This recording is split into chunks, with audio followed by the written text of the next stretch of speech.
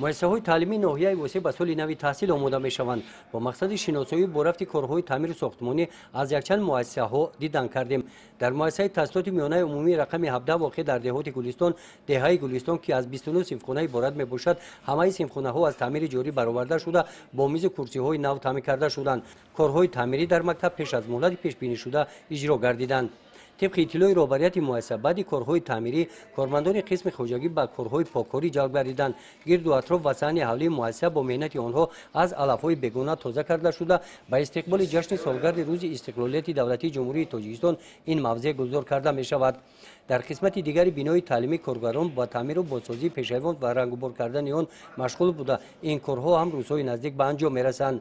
1200 متر کвадрати همین بینای اساسی رو تعمیر کرده با رنگ نو زمانوی برآوردیم با دستگیری شعبه معارف ختم کننده مؤسسه و اساسیاسیون والدین آموزگاران. در مؤسسه ما 29 تا صنفخانه موجود است که علاقه با یاری اساسیاسیون والدین آموزگاران داخل صنفخانه با پررگی از تعمیر برآورده شد. در دهات به نام میرعلی محمد علیف هم کارهای تعمیر صنفخانه‌ها انجام یافتند.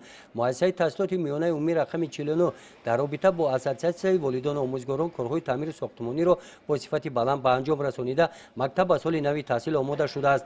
باید قید نمود که طلبات افزایش اهالی را به نوبت گرفته در این دهه نزد این مؤسسه تعلیمی ساختمان بنای نوی تعلیمی آغاز گردیده ادامه دارد.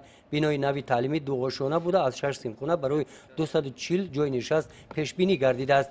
در کارهای ساختمانی بنا 20 نفر ساکنان محلی با جای کار تامین شدند. کارهای تعمیر ساختمانی در مؤسسه تحصیلاتی تا مکتبی دهه چقورا هم به انجام رسید. در مؤسسه مذکور 35 نفر به تعلیم و تربیت فرا گرفته شده است. 18 نفر تربیت گیرندگان این مؤسسه امسال به صنف یکم قبول شدند. از رفت آمادگی مؤسسه‌های تعلیمی در دیگر دهات ناحیه در گزارش‌های بعدی اطلاع خواهیم داد. گزارش خواجه نظریف خدای نظر ظهوروف از ناحیه واسه برای برنامه اطلاعاتی نوید